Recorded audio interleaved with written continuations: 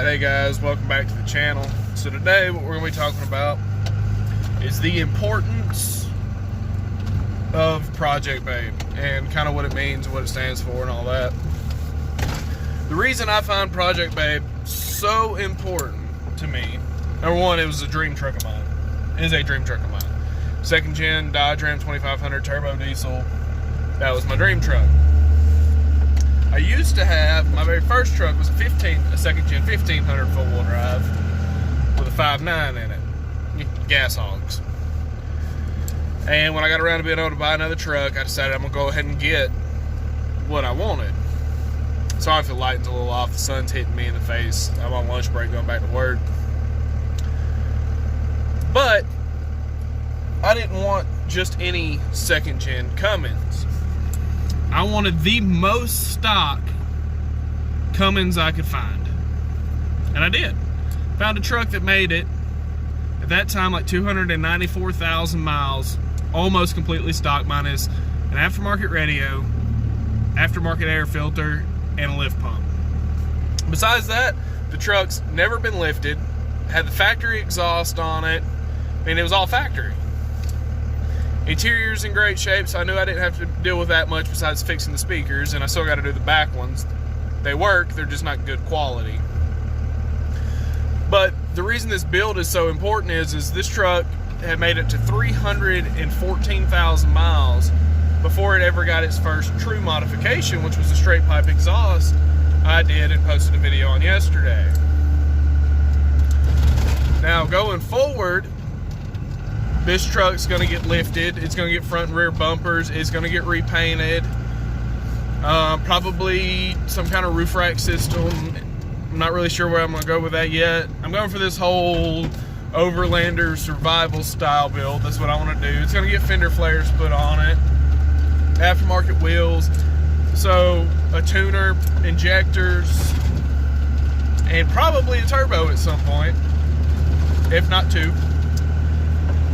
So that's what makes this truck such an iconic build is it's going from stock to not. And a buddy of mine that works at a diesel shop said, man, I can't tell you the last time I saw an all-stock second-gen Cummins. He said you just don't see them anymore.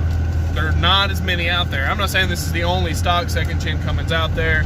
I'm not saying this is the only stock second-gen Cummins getting built on YouTube. But this truck lived its entire life in Mississippi, so there is no rust on it.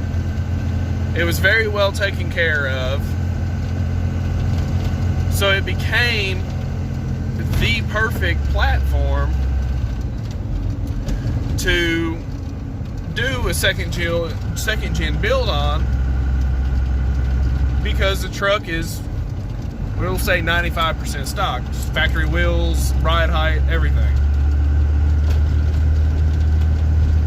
And there's just nobody out there doing it, you know? So I'm taking a stock truck, a 19-year-old stock truck, and I'm gonna modify it and build it into what I want. And the big deal about it is it's a second gen Cummins that's done 315,000 miles before it ever got modified. And that's rare that they made it this long. I mean, it doesn't have any gauges in it, you know, like the pillar gauges, and never will. I don't like pillar gauges. I'm gonna do either where you do it on your phone or the little screen. You know, a little more modern than pillar gauges. I don't like pillar gauges. I think they're dumb.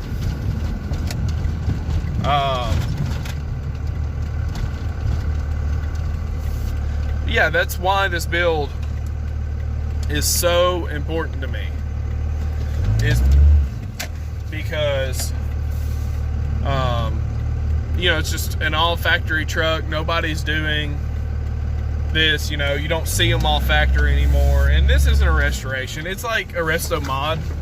Like, I'm gonna make sure that it runs and drives correctly. The inside's in great shape, the outside gets fixed up, but it's still gonna be a work truck, kind of survivalist, kind of prepper, Overlander build, which is fine. But as far as I can tell, on YouTube, I'm the only person taking an all-stock second-gen Cummins and building it. Now, there's plenty of people that are starting with a semi-built truck and adding to it, or whatever. As far as the 2500 platform goes, now there are people starting with stock 3500s because people don't modify 3500s, or used to not modify 3500s as much as they did the 2500s like they do now. All that being said, I want to thank you guys for watching. I want to thank you guys for supporting me. Just stay tuned. I've got a lot of stuff ordered for the truck, but with this coronavirus stuff going on, it has slowed down the process of me getting stuff in, because a lot of stuff is like, you know, either coming off Amazon or whatever, they're like, oh, it'll be there, you know, should be there in 2 days, is now pushed back to like May 9th. And not only stuff I need for this truck, but stuff I need for work and stuff like that is just pushed back, and there's nothing I can do about it. I really hope y'all stick around and watch as this iconic build takes place, as we go from step to step to step to step, and you get to see the truck from stock to not built, not bought. And I'm gonna do it all, mostly all of it myself. The only thing I will not do myself is engine work. I mean, I'll throw the injectors in there, like I'm not worried about that. But as far as real engine work goes, installing new turbos and stuff like that, I'll probably install the turbos because they're not super difficult. But the mechanical workings of the motor, I'm gonna allow a shop to do, because then it has a warranty on it, and if they mess it up, they have to replace it. If I mess it up, I have to replace it, and that can get expensive fast. So when it comes deep into motor work or deep into transmission work, I'm gonna have a shop do it, just so I get that warranty of they screwed it up, they have to fix it. On top of that, little things that I can't do, like the AC, I installed all the parts, I have to get it charged, I can't do that, so it's got to go to a shop. But installing parts and stuff like that, I'll do the lift, I'll do the front and rear bumpers, I'll do all the lights. I was an auto mechanic, and that's the reason I know that I want a shop to deal with the engine and the transmission, because if I do it and I screw it up, like I said, I have to pay for it. If they do it and they screw it up, it comes out of their pocket.